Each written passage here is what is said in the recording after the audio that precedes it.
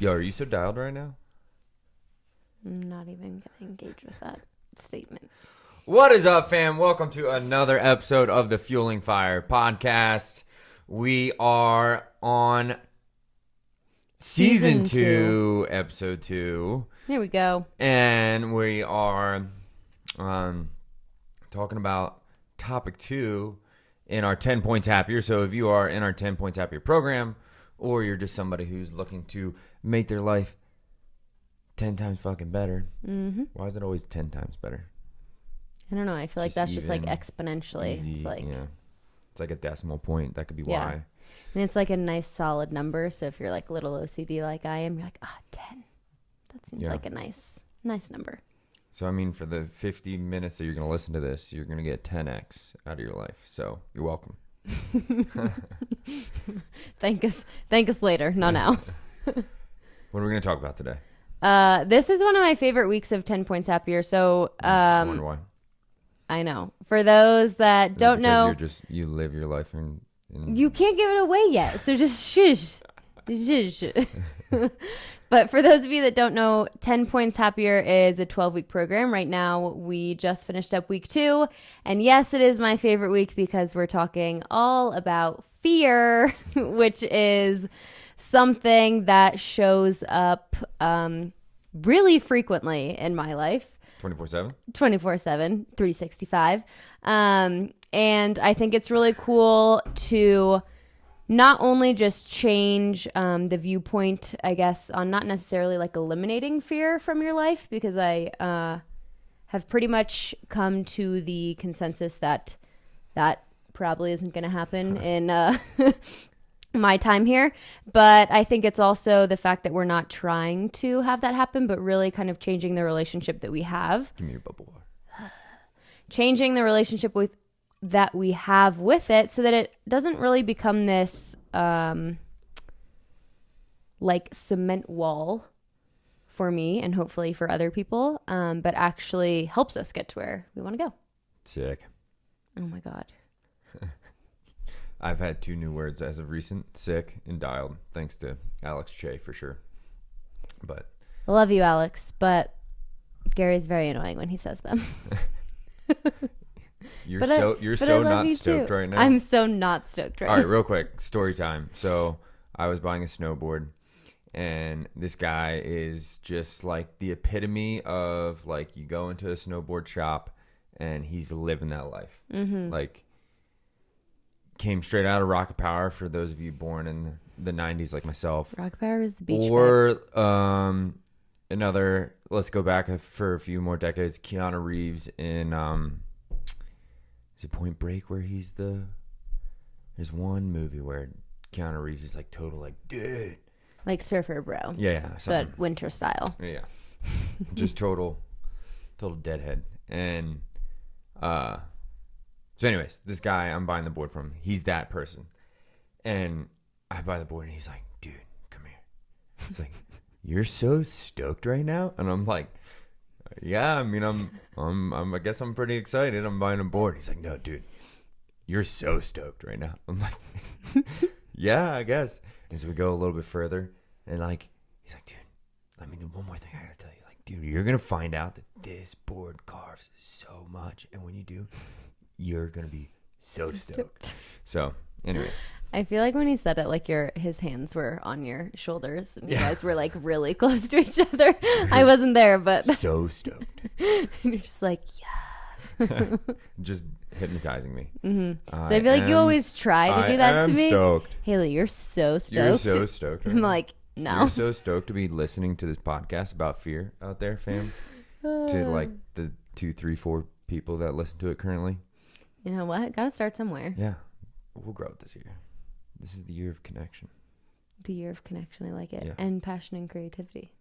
Well, connection for me. You're only one host in this podcast.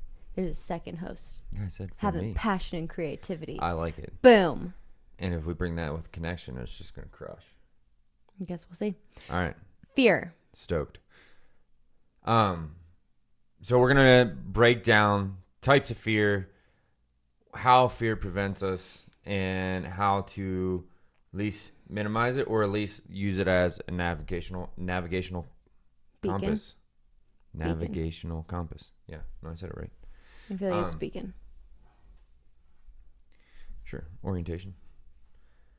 I just don't want to use beacon now, just because you use beacon. So last week we talked about aims, right? When you're moving from point A to point B, you know, how to make point A or point B be one that's of value, how we have to do that, because if not, our brain is still always looking for new points of value or what's better than what we're at now. So it's better to just define it and then figure out how to get to there. But oftentimes when we're going to point B, when we're charging up the mountain, oftentimes there's a barrier of fear in front of us, right? Right. And I would say oftentimes there's a barrier, and I think we'll get to this in a little bit, but a lot of times we don't even really realize that barrier is fear. Yeah. That we just somehow have this like roadblock in the way. We can't really figure out how to get there. Mm-hmm. But I would say, I don't know. Sometimes it's quiet, and we'll kind of talk about how to define it. Right. So there's a couple types of fear. Should we go there? Yeah.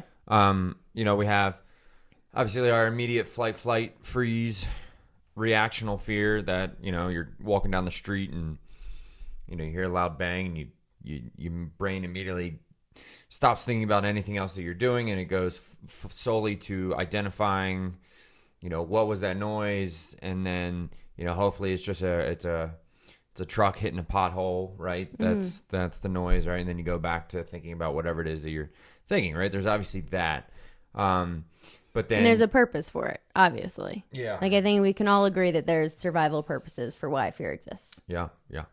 And then, you know, we were getting into this topic with our program, and then we also saw that Huberman released a podcast with fear, and he defined another fear as long-term fear, meaning that we have this long-term fear that's deep ingrained with certain associations with, you know, typically the big three are like health, wealth, relationships, right? We have a fear that we're never going to experience connection in a relationship, or we have fear that we're never going to experience financial abundance because we've had so many potentially negative interactions that we're starting to batch this, right? And so it starts to present itself as this like long-term fear. And, you know, we've been working with our athletes. Should we call them athletes in 10 Points Happier? I was just thinking that last week. I mean, I guess you're working your mental muscles. So. Yeah. Until we come up with a cool name, we'll keep it with athletes. I was thinking though, like right when you were saying that with long-term fear, though, it seems like it's like a thread almost, and it's really interesting. I feel like whenever you get to know someone really well, you kind of always see this thread of a very specific fear show up in multiple different realms of life. And I would say a couple of the people that I've been talking to in 10 Points Happier lately, a common thread or a common long-term fear that's coming out a lot is the perception of others, or the fear of how others perceive them. So it's always the fear of how others perceive them if they're like taking action or not taking action. So that's what I'm saying. It's like literally there's sometimes these threads that like no matter kind of what the occasion is, you see that kind of consistent fear show up. Yeah. So I don't know if you would define that kind of as the same thing as long-term or a different type altogether. Yeah. I'm not sure. I mean, it sounds like some expectations, like you have certain expectations that you think other people are going to react to you in a certain way if you do or don't do something. Right. And I'm not just saying that specific fear, but I'm saying in general, whether it's the perception of others or whether it's something else, there is usually a thread that goes through a lot of the experiences in your life that you're scared of the same thing, like scarcity. Whether that is in money or other things. It's like the scarcity mindset. Does that make sense? It's like a thread that's constantly coming through. Like a theme. Yes. Okay. So all that to say is that we see that many people have a lot of long-term fears, right? And these things tend to paralyze us sometimes when we're going to an aim, or like if you are going to radically transform your life, then you tend to have, like you said, just like fears of what other people are going to think. Like when we started our business, right? The first time I clicked on a live video, like I was terrified, right? Yeah.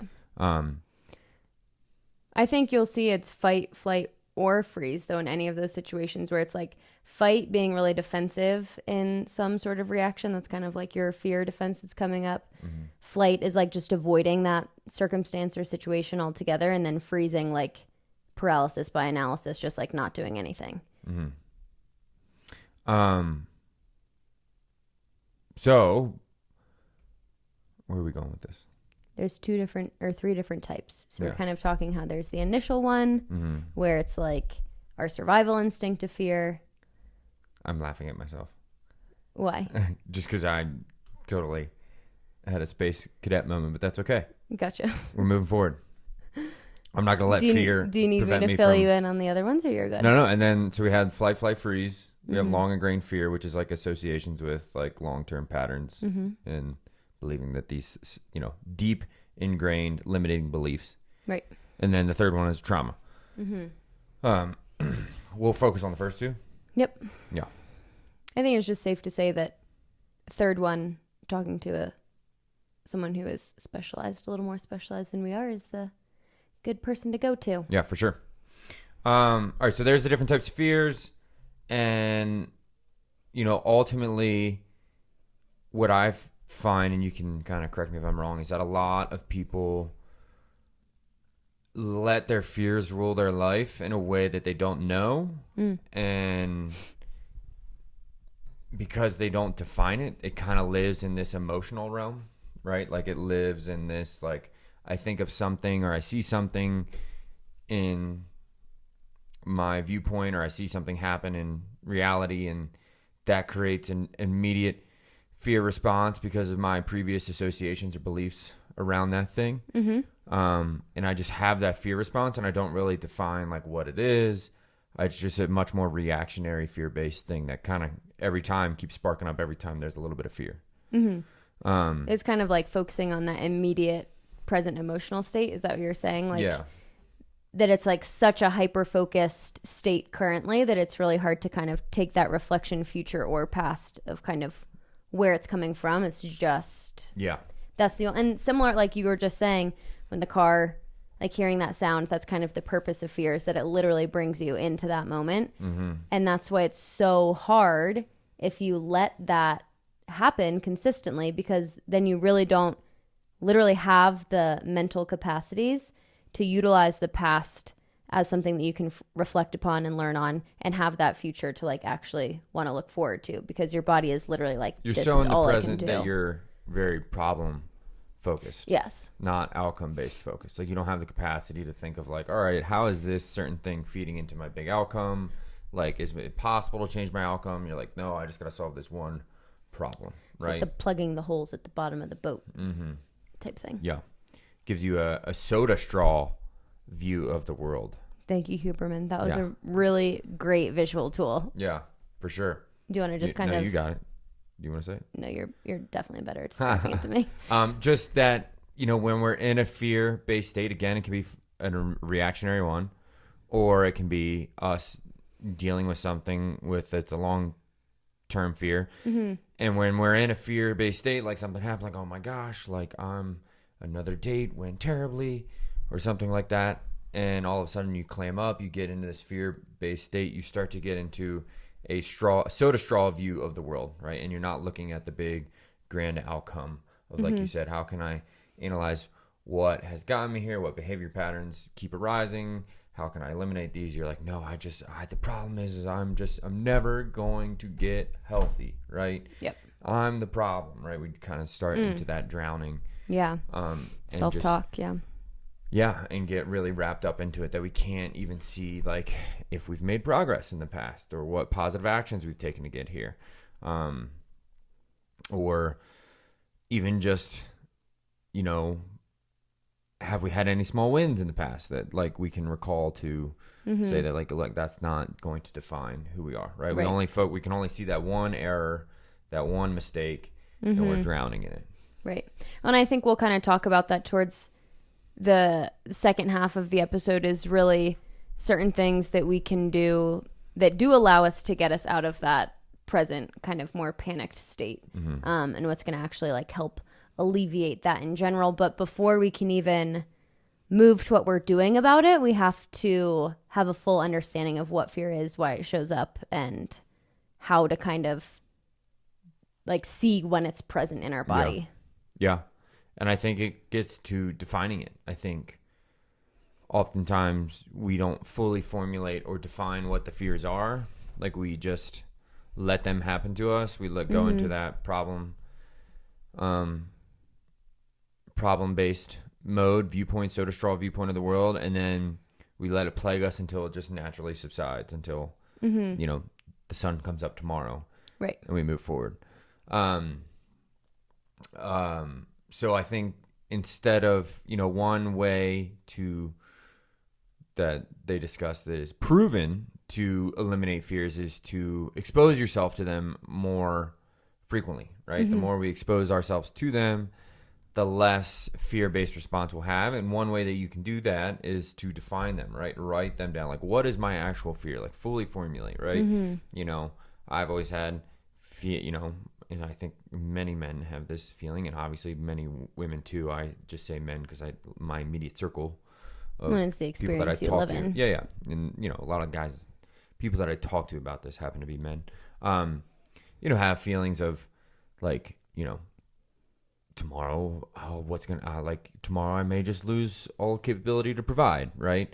Or the business will go up in flames tomorrow, or whatever, right? Some feeling of scarcity with money, capacity, and able to keep setting the standard for what we've established. And instead of what has helped me is to really define those. Like, what is my gravest fear? Gravest fear is like, tomorrow bank account's down to zero. I have to go back to some hourly job, so on and so forth. Like, when I write them down and define them, I can spread them out further, right? I can really let myself see the intricacies of this fear and like the situations that could potentially happen, right? Versus like just feeling an emotion. Does that make sense? It almost takes it almost takes the power away. I've had a lot of carbs the past hour, so my brain is getting a little. I thought you were gonna say coffee. I was like, have you? But I think it just takes the power away from it. When it's just this cloud over your head. And I think we were talking about this last episode as well, just in general about defining whatever the subject matter is that we're talking about. But you get it out of this cloud in your head onto the paper, then you're the one who's controlling it. It's not necessarily that like aura or presence that just seems so all encompassing. And then I think for you, one of the biggest things, and I mean, I would say for everyone else, writing out our fears allows you to look at it with more of a objective lens instead of like taking it as so personal and emotional. It like almost seems like someone else's shit is on the paper and you're like, all right, I'm going to figure it out. It doesn't seem so like raw. You kind of like third person and you kind of are viewing yourself outside of your immediate situation. Right. And I think that's why it's always so much easier to give other people advice, even if they're in the exact same situation, as opposed to following our own, because there's that emotional tie. And it's just a little different. And I think putting that on paper gives you that opportunity to look at, I mean, I guess straight in the face, even though it doesn't really make sense, but you know what I'm saying. You can visualize it, you expose yourself to it. Even if it were to happen, then you can kind of already, instead of like reacting in that moment, you're already a little bit prepared, right? You're premeditating, right? So if we define, so if we're looking at like, all right, so we have fears in front of us. Maybe that's fears that something bad might happen, that, if I take this risk, like along the way, there's going to be turmoil and struggle, right?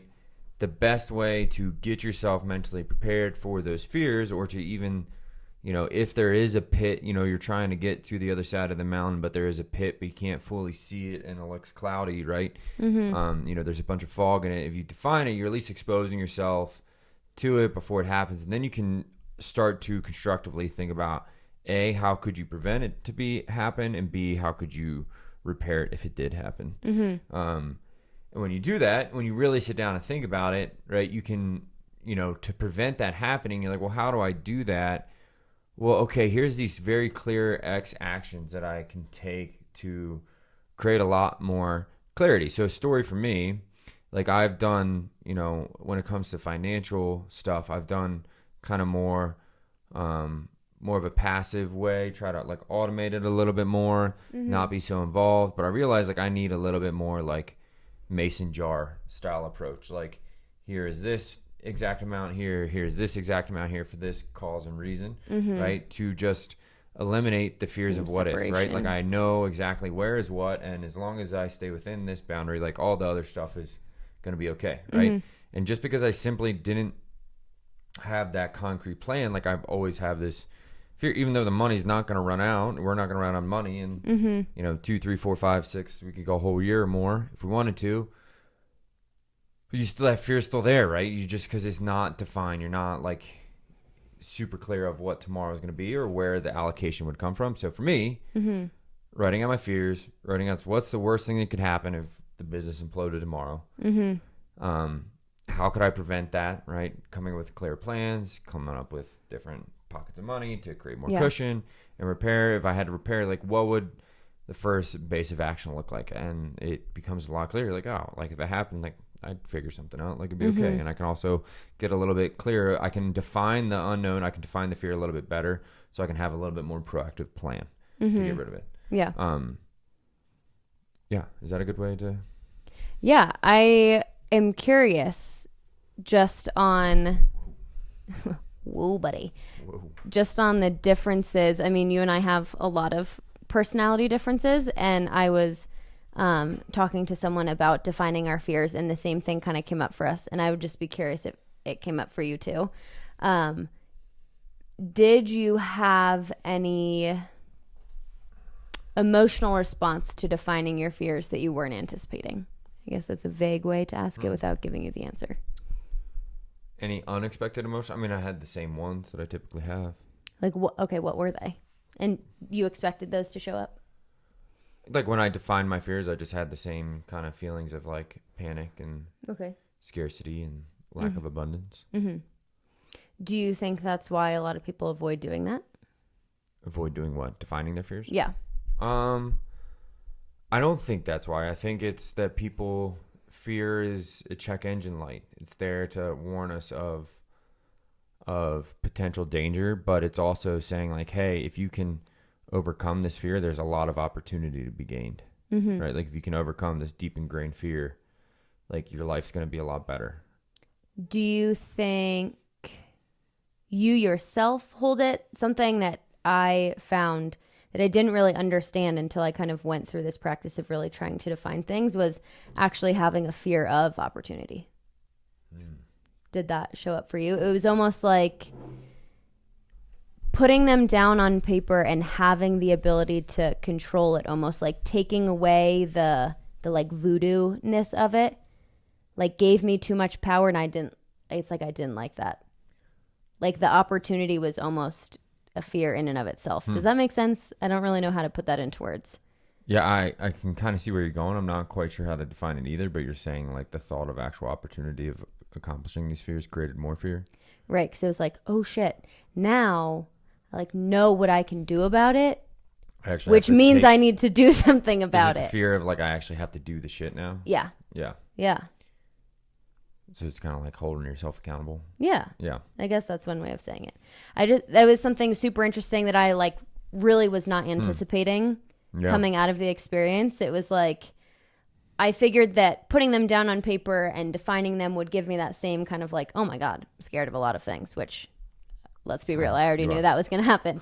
But I really wasn't expecting that response of like, I don't know if it's getting me the like excited emotion, and I don't know if I should feel that way. But I guess that is a good way of saying it, is like the fear of not being accountable or holding myself accountable to it.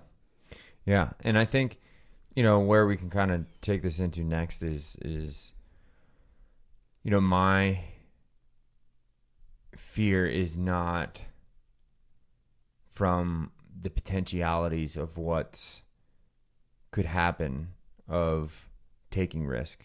Right? I have these fears kind of pushing me behind me, like if I slip up or whatever, like if we mess up, then these fears could, of scarcity could come and swallow me up type thing from behind. Okay. I think a lot of people have a lot of fear with getting out of their comfort zone and taking risk, right? And I think that's... So yours isn't necessarily taking the risk.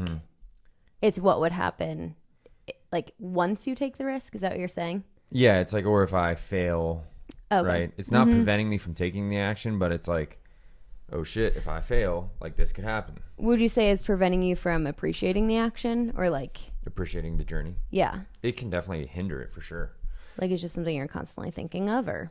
Yeah, I mean, it can definitely hinder the experience because you're in that fear-based state. But I think the big thing is to think of, there's two different types in the sense of when we're thinking about it, of going to our aim. Okay. Meaning what? Like we have potentially fear in front of us, that there's, fear of discomfort, fear of people. We forgot our remote.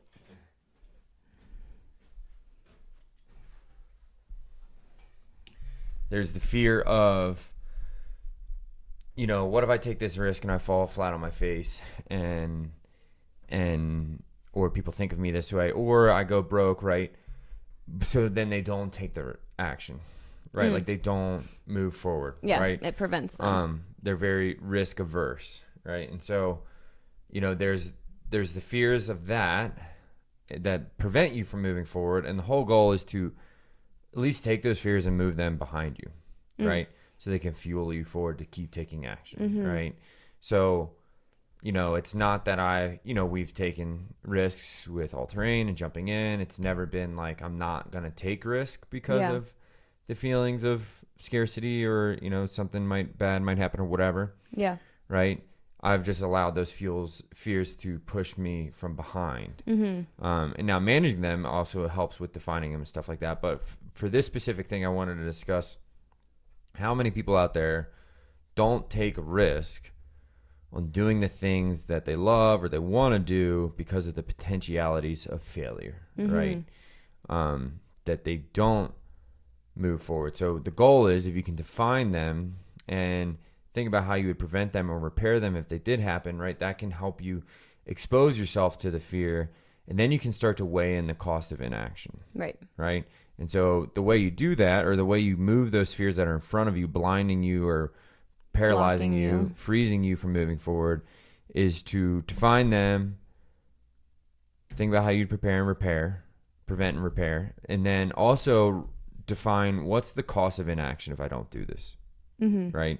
What is the cost of inaction if I don't move forward, if I don't do the thing that I love? Like, what is my life going to look like 2, 3 years, 5 years from now if I don't take action, right? So then you're like, all right, well, maybe I'm not stepping in the gym because I'm scared of how people will think of me in the gym. But in 5 years from now, if I don't get my health in alignment, I'm going to be in a doctor's office, talking about triple bypass heart surgery. Yeah. And so I think the big thing for that is to get to a place of defining what is cost of inaction. And I think it's really interesting and important also to see, when you are defining the cost of inaction, yes, what's the cost for you yourself in the futuristic time periods, but also like, what's the cost of inaction to the people closest to you, to your community, to kind of like taking those layers out to a whole too, because I think it's also a little more pressure or fire under your ass. Yeah. And I go, if I don't do this, it also is going to hinder other people. Right. And I think right now there's a really big mental shift of, well, nothing I do really has a purpose or an impact anyways. Like, I guess there's just kind of like an overall lack of purpose in general right now. I feel like that's a really big, heavy feeling that a lot of people are dealing with right now. And I think when we look at just like ourselves in our isolated bubble, like, yeah, it has to start there. But if we aren't able to expand out and see how the benefit of taking action or the cost of inaction, how that's going to impact everyone else surrounding you, that allows you to define your sense of purpose and actually find that. Because and I think that's also like defining fear, and also defining the impact and the ability you have to impact everyone else gives you the power of like, okay, I do have to do something about this, because it really isn't just me that's going to benefit or not benefit from the action or inaction. And then it puts more emotional value to you going into the fear and overcoming the fear to get to where you want to go, right? So all of this comes back to our aim, right? And how many people from their life's in the shit, they're doing jobs they don't like, they don't love, they check in and out, they're looking at the clock every day, they're miserable, or maybe they're in a relationship that they hate, right? They look at the other person, they are filled with feelings of hate or whatever, and they won't get themselves out of that crappy position because of the potential discomfort that they're going to have to overcome along the way. The problem is that a hero only becomes a hero in any movie because that hero is willingly electing to face that fear head on, to do what is right, to do what's going to help other people, to do what's going to save somebody, right? Whatever it is. If it's yourself. Something bigger than themselves. Exactly. And you can't let fear prevent you from living at your highest frequency, vibration, that you feel like you're in a state of joy, you feel like you're in a state of flow with the things you're doing, and you're helping other people, just because there might be a little bit of discomfort along the way. Right? Like if you're like, well, I'm working this job and it pays the bills, but I'm miserable and I don't feel like I have a purpose, but I just do it to, make sure I keep the level of comfort bubble that we have for our family. It's like, well, okay, like that's why we all feel like there's no rhyme or reason to what we're doing. Right? There's no, collective. You don't have a sense of feeling like you're contributing to a collective, that you're contributing to the tribe. And I think our goal of 10 Point Chapter is like, if we can get more people to go after what they're truly passionate about and take fucking action and stop fucking sitting there pissing and moaning and pointing the fingers at the world and everything and people in other tribes, and actually do some shit about it, the world would be better, because you would realize that like, oh, my life only gets better when I go and help somebody else. And if I help somebody else, I'm typically making the world a better place. And if we can come to a common position, like this is worth value, like if it's worth, us being better with recycling or whatever, like as a contributing thing, or, composting more, whatever it is, right? Right. If we can come to this collective agreement and we also give each other value, reciprocity, right? Then you realize like, okay, if I start small, no matter how small, but it contributes to other people, like I am helping to a greater purpose. And you can't expect to have anything coming out of your stuff if you are, if you don't have your stuff in order, right? Like if you don't have your mentality in order, if you feel like you're clamoring to get food on the table, if you feel like you're clamoring to pay the bills, or you feel like you're drowning with no time, it's like, well, yeah, how do you think you'd even have capacity to help other people? So yeah, your stuff might feel worthless or not pointless, should I say, because you don't really have capacity to go and do those things. Well, and a lot of those things, you almost don't even realize how much it's impacting the other people around you until so much later. Like, I mean, there's just so many studies in psychology now of what's happening with your parents and what's happening with your household and everything that way, and how that impacts you so much later. It's not like it's this immediate effect on people. It's like these long-term lasting effects that are changing the way you're impacting your future generations and just the other people that you're spending time with. And obviously it's not intentional, not trying to have... Can those kids pick up on your fear, your anger, your irritation, your depression, stress, anxiety? Yeah, a lot of these things that we are really good at masking them, but I think we also don't give children and everyone else enough credit of how much they're absorbing and how much they're truly learning, not just what you say, but it's really what you do, how you react, that state that you're in all the time, how you're responding to those things really quickly. Yeah, and if you're in a better state where you're happier with the things you're doing, you feel like you have a sense of purpose, you're not drowning in your fear, your anxiety, your stress, and you extract that stress and you problem solve it and you overcome it. That's what people pick up on. People pick up on, like, that was a noble thing. Like, I recognize that my parent was in a situation that was not very advantageous. It looked very grim, and that parent elected to take the responsibility of continually showing up and overcoming this thing. Like, that's what rubs off on other people, your next generation, and people around you, right? Right. And if you're somebody who doesn't do that, like, a lot of people don't want to be around you, right? Like, if you are angry at the world, bitter at the world, stressed all the time, you show up and you talk to your friend and you only just piss and moan about the same bullshit over and over, right? That person typically doesn't want to be around you, right? So instead of just pissing and moaning and letting it all happen to you, the clearest thing is to define, what is this thing and how do I overcome it, and what is this thing that's potentially preventing me from getting to where I want to go. And a lot of that can be the deep ingrained self-beliefs that we're not going to get there, right? And so I think that, so if there's anything that we've defined, if we've come to any focal points, because my brain is totally mush today, it feels like, but we have the multiple types of fear, immediate, long-term. We have, all of us are trying to go to a point B, whether we define what point B is or not. And if you're somebody who elects to just never go to point B because you have these fears around you and you'd rather not take action because of those fears, like, you're not living to your highest potential, and that typically, other people can pick up on that, like you said, kids, whatever.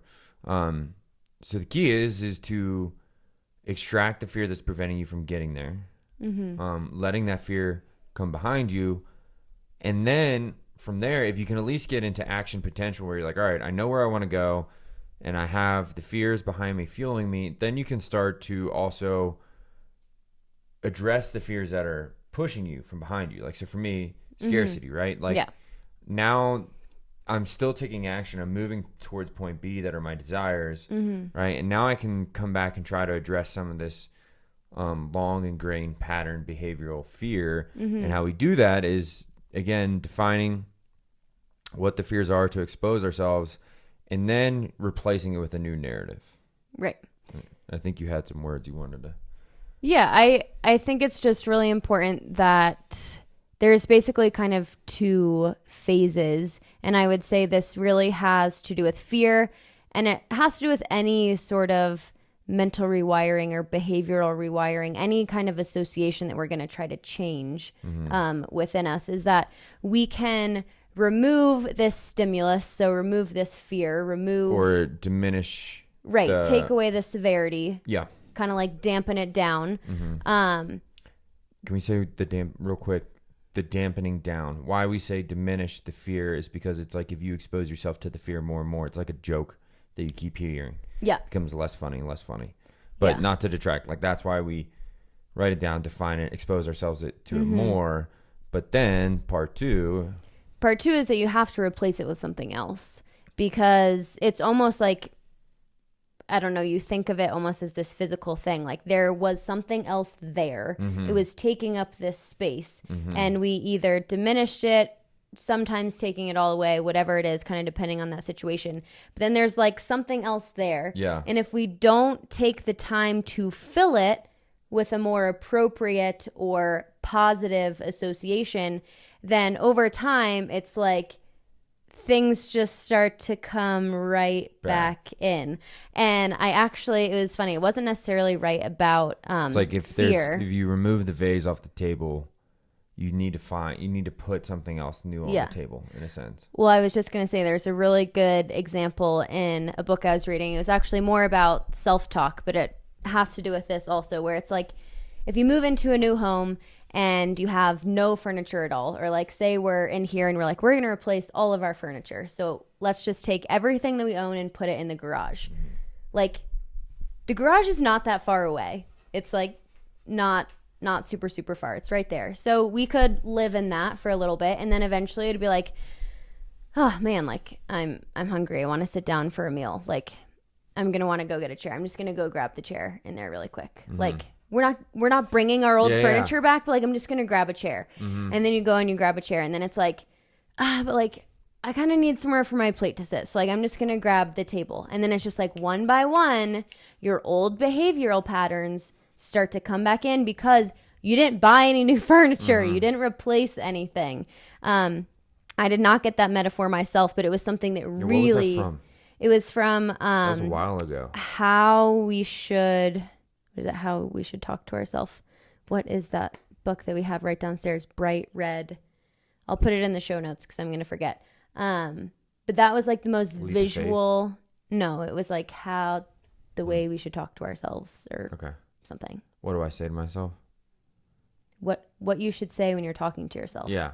I think that was it. Yeah. And I cannot remember the author. But I think the way he wrote it really, I was like, oh my God, I really understand that, where it's like, and that's why so many times, regardless of what those fears are, we can take them away. But if we don't have something else to replace them, then it's just like one by one. And it's like they sneak up on us. And all of a sudden, I think we've talked to a lot of people that they're like, I really thought this was fixed. I really thought like I had gotten a control of this and it just came out of nowhere. But it's like these slow things that come up. So it's phase one. We need to do certain things that allow us to define, diminish, take the power away from these fears. But that's only going to get us so far. And it's not going to give us these long-term sustainable things that are going to help us overcome these fears truly.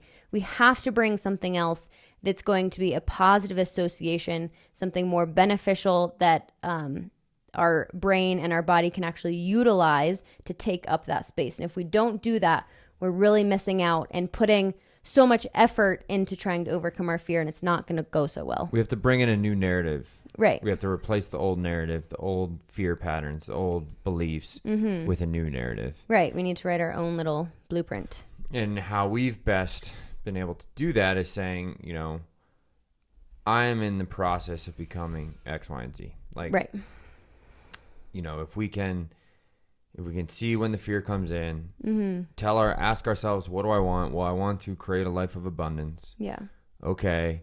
What have I done? You know, what has the past data points showed me? Well, I'm taking progress and I've made some improvement. You know,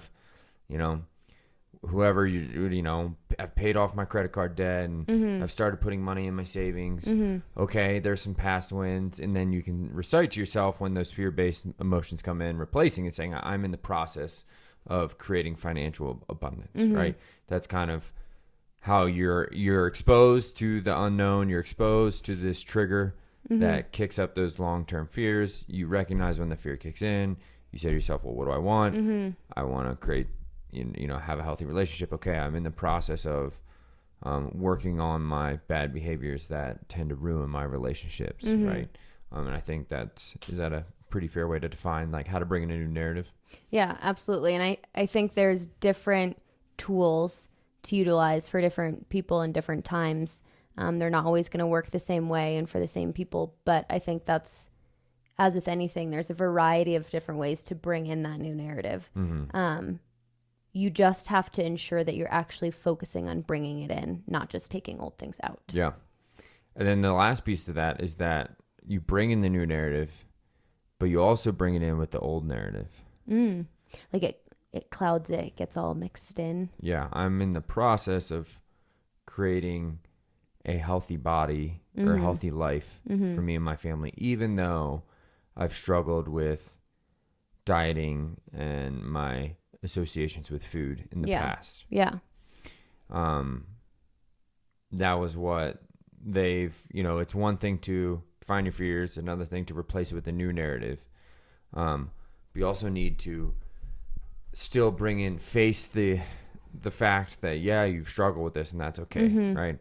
I'm becoming this person, even though I've struggled with this, and that's okay. And if you can do that, that's one way to help alleviate the long-term fear, alleviate that long-term self-limiting belief. Right. Well, and I think the way you said that is going to bring us to one of the other strategies and things that I wanted to bring up, and that you can't just live in trying to do this all by yourself. You really have to talk about it. And you can talk to yourself about it as much as you want, but let me tell you, you're going to cloud that narrative real quick. You're going to get real back to that fear very fast. Right. You're going to go back to default so many times. Fear, doubt, depression. Right. So you have to and I think it's hard because it's almost everyone's natural tendency, I guess is maybe the word I'm trying to look for. I don't know the exact word that is on the tip of my tongue, but it's really easy when we're defaulting back into those behavioral patterns, back into those fears, they show up again, to want to hide, to want to allow no one to see that, to have that kind of be like your own thing that is your dirty little secret. And if you don't say it out loud, it doesn't exist. Very similar to the beginning of the episode of why we define them in the first place. But one of the most important things is, yes, we can put them on paper, but we also need to start talking about them with other people. We also need to connect to other people and actually allow ourselves to have that vulnerable connection to kind of pull ourselves out of that. We have to surround ourselves with like-minded people that we trust and make us that we're happy to be around. Right. Because it's not like you can just say that shit to anyone.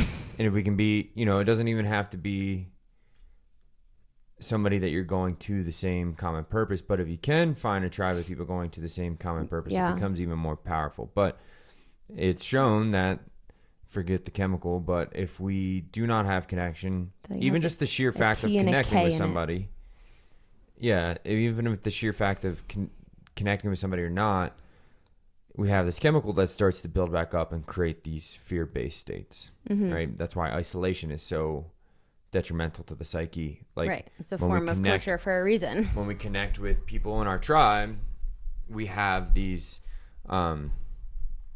positive... What are you looking at? I thought on the computer there's a big red dot, and I thought you put a magnet behind us, and I was like, how the hell did you put... I was like, how did you put a magnet on wood? Sorry, squirrel. So even if there's a couple layers to the connection. Right. Even just getting out and socializing and being around people that you trust and you enjoy is going to help you get out of that fear. But if you can also get out and connect with a tribe that's going towards the same common pursuit, that's even significantly more powerful to help you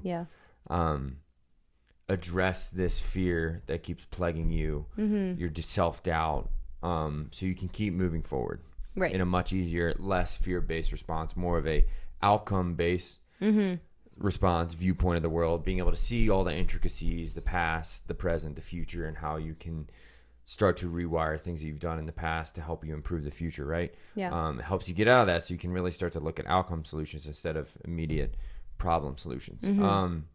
So connection, is there anything else that you wanted to say to that? All I have to say is look, we are social creatures. We are tribal creatures. Yeah. We are best when we have a support system around us. This is really good. Maybe I hope I can articulate this. I think, what was this in? I think this was in Courage is Calling. I don't know. I have a bunch of books right now that are all talking about the same stuff. It's like it was destined to make 10 points happy or something. Or I just picked up on all the same shit. They were talking about something like Spartans or Roman soldiers. They're basically trapped in this valley, right? And on all sides around them are this other country opponent. What's enemy? Yeah, enemy. There we go. I was like, freedom or enemy? Those are two very different things. The enemies surrounding them on all sides. They're struck in this crevasse. Yeah. In the crevasse, there's a bunch of down trees and boulders, and there's no place for them to go. And the story has it like they, when they were in that situation, everyone starts looking to the other person, right? Start looking to the other person for a solution. And everyone's looking around bewildered. Even the captains don't have a solution until one man just immediately starts and going and grabbing down trees to start fortifying a barricade. And immediately once he starts doing that, other people start falling in line, right? And start doing that same action. And the story goes like it's such a futile effort. Like that's just such like a hopeless thing to put these like branches and down trees in front of you somehow to eradicate this fear that you're bound to die. To the point that the enemies on top of the hill start laughing, and even the Romans in the crevasse that are putting the trees up start laughing, right? Like, what the hell are we doing? They go from this fear-based state, panicked, looking around. Oh, I get what you're saying. But even the sheer fact that somebody else in their tribe started taking action and they started moving towards it because of that community and connection, they all started laughing, right? Yeah. It turned this fear into this, well, now I have this tribe that's going into this, and eliminates the fear in that sense. So just the importance of tribe and connection and people going towards a common pursuit, and if you can surround yourself with those people instead of being alone in the crevasse and seeing a bunch of enemies up above you and your demise going to be guaranteed. Well, you have a tribe around you, right? And that can help. Well, it's the connection also that if we bring it back to that like soda straw view of things, being able to have connection and literally just like more heads thinking about things, it's like you have literally more likelihood to find a solution or to get yourself out. And I think it goes, and I'm not going to get super deep into it because it'll be a bit of a tangent, but it just goes into like learned helplessness in general in psychology, where it's like if you're by yourself and you've gotten burned so many times trying to overcome this fear, or you've been met with the same barrier over and over and over and over again, we hit a point where we just stop trying. And there's so many different studies that go into it, but one of the biggest ways that they try to like overcome learned helplessness is just having like one person be like, hey, go over there, like the door's open here, or like, hey, let's do this. And it's like, that would never happen if you are by yourself, because you already like shut everything down of like, nope, I've tried 10 times, so why would the 11th time randomly work? But if you're with other people, it's like there's literally just more likelihood that a different solution will be found. You'll be able to see it in a different light, and you can, again, like, no matter what it is, it can seem like it's not going to work, but just the process of trying. And I think that's really going to go nicely into next week's episode of like action and what exactly we can do about it. But I think a good way to close out the episode is like, what exactly can we do in the present moment to kind of start overcoming whatever fear in general? And it doesn't need to be at like a specific fear, like your fear, my fear, very different things. If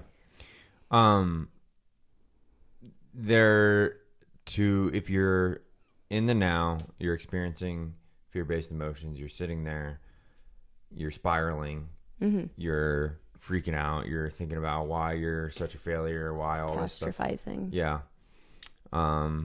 You even think about the thought of trying to improve this, and you just automatically picture all these negative outcomes that are bound to happen, so you don't do it anyways. The best thing to do to trick your body is to change your physiological state. And when we do that, you're tricking your brain into thinking that it's electing to take on that stress, right? So whether you're choosing to take on the stress versus the stress is happening to you, right? Whether your brain thinks there's a tiger, or whether there's an actual tiger coming to attack you, or your brain thinks there's a tiger coming to attack you, it can't differentiate the fear. And the difference is there's a total different physiological response to the person who decides to take on the fear head on versus let the fear happen to them, right? It's the difference between there's definitely a difference between fighting and freezing, right? Right. And so if you can, and you can elaborate on this further, but a few things that Huberman suggested that we've already done in the past that we do with people already is when we're in this stress-based response, fear-based responses, to electively breathe, right? Take 5 minutes to breathe, right?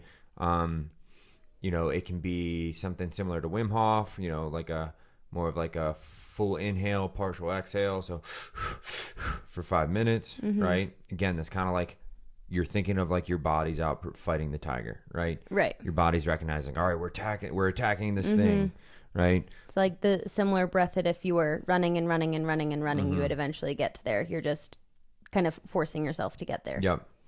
Or exposing yourself to the cold, right? This something that there is a reason for the river plunges. To electively. So bottom line is like when we change the narrative as to why we should take this on, right? And versus like the best way to think of it is like, all right, I'm going to get into this cold, even though it sucks, because I know that there's going to be a physiological benefit on the other side, right? And so then that person can get in there and start to become adapted to the stress, not respond to it as much. They can breathe better, right? Versus the person who like hops in the cold, who didn't really want to be in there in the beginning. We have a screen thing going on. Our maximum recording time has been reached. Interesting. I think this is on the screen, but F it. We'll finish.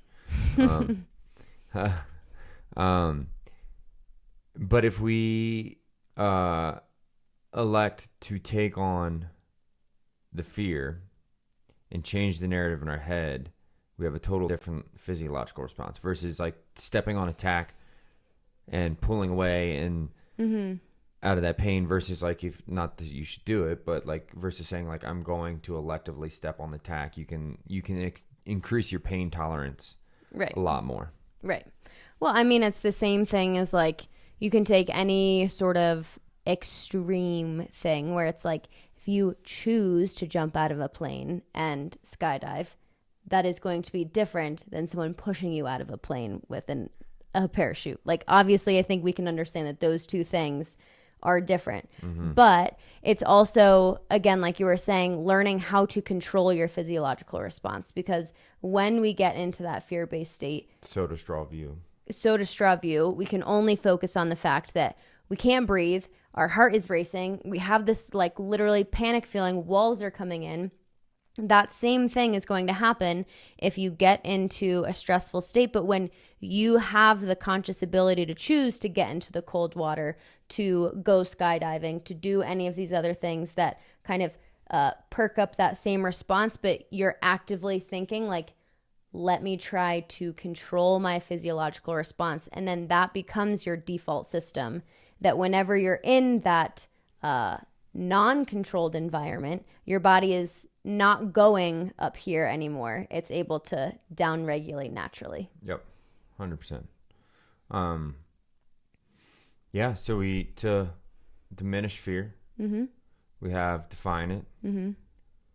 Think about, actively define and write out how you could prevent, how you could repair if those fears were to come true, or how to prevent the fears happening in the beginning. So then it's unclouded. Yep. It's not just an emotion that you're feeling. It's something that you have actual vocabulary to in your head, and then you can picture an actual actionable plan to go forward. You got to bring, after you diminish and expose yourself to the fear more, you got to bring in a new narrative. You have to replace a new association, because it's still going to be there. You're going to have times where you think of something and the fear arises, and now you need to start bringing in the new association. You can recognize when you're in the fear-based state, and then a little bit better. Yeah, we're not eradicating it. Yeah. Yeah, instead of reacting to it, now you're aware that it's there, and you're like, okay, I'm going to actively start to bring in a new narrative, and I can also bring in the old one to be acceptant of the fact that I'm not going to eliminate this overnight. Yep. I'm in the process of becoming X, Y, and Z, even though I've struggled with this in the past, and that's okay. And then from there, power of connection, community. Like, I just don't care how much you don't want to go out and go to that group of people because you had a long day of work.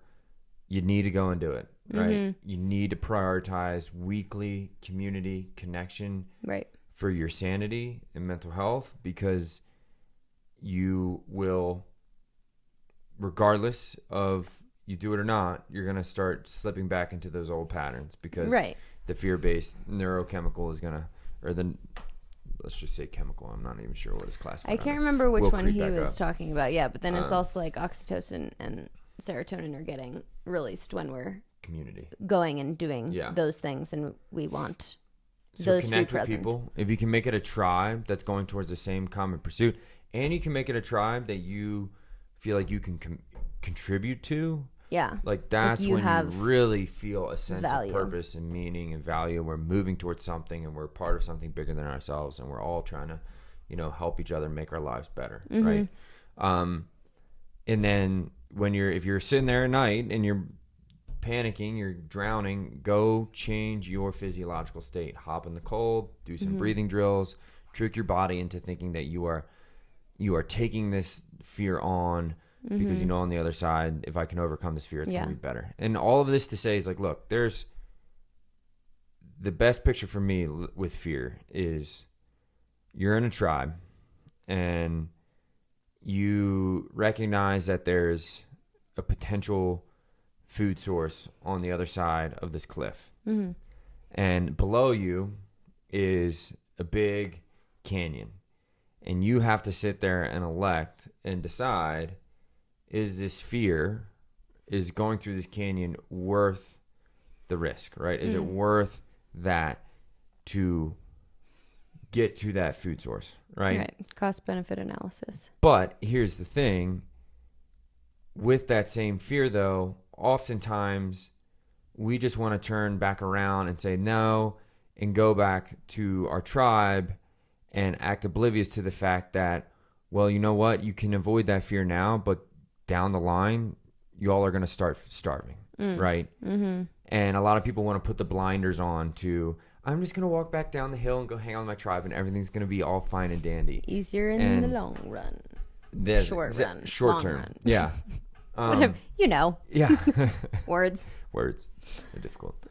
But to not define what the cost of inaction is going to sneak up and swallow you up more than anything, right? It's kind of like the pile of bills that's in the corner that you just keep piling up, because it's just easier to avoid that snake that lies in the in that pile of bills. Ignorance is bliss. Right? Until the IRS comes and knocks on your door, right? So it's we have to decide, right? We have to decide, which fear do we want to overcome? Do we want to overcome the one that's right now, that's paralyzing us from getting to this place? But if you can listen to that fear, if you can say, what is this fear trying to tell me? Yeah, why are you here? Yeah, that fear is telling you like, hey, I'm just warning you that there's potential risks, but guess what, motherfucker? On the other side is bounty and abundance. Like, there's a whole apple tree up on the top of the hill, right? And you and your family are going to be able to eat for the next, winter, right? And so if you can listen to the fear is not there to consume you. It's not there to rule your life. It's something that's a check engine light to say, hey, if you can solve this, there are some potential consequences, and we need to figure out what those could be so we can prevent and try to repair them. Right. But if you can solve this, there's going to be a lot of fucking value on the other side of that for your life. It's like I was talking to Alex, like he's, our buddy's really good downhill mountain biker, and he's doing this event that's pushing his limits. Right? And, he's like, I can't let fear, he thinks of it and thinks of some of the things, and a little bit of fear arises, right? And it's like, well, why are those fears arising? Like, yes, obviously there's consequences, like if you miss a jump, but on the other side, if you complete that, like there's this growth, there's this stuff that you've been preparing for, that you've wanted to overcome. Like you wanted to face danger and prove that you are competent with it, right? And on the other side of that is growth and opportunity. And, for him, who knows? I don't know his stuff, but like sponsorships, right? Like it could be like, oh, look, Alex went and crushed this. Like, so those fears are there for a reason, and they usually are there to tell you, like, hey, if you just overcome this, there's going to be a lot of opportunity. Mm-hmm. So, episode 2, season 2. Fear. We Eliminating out. fear. Boom. See ya. Bye.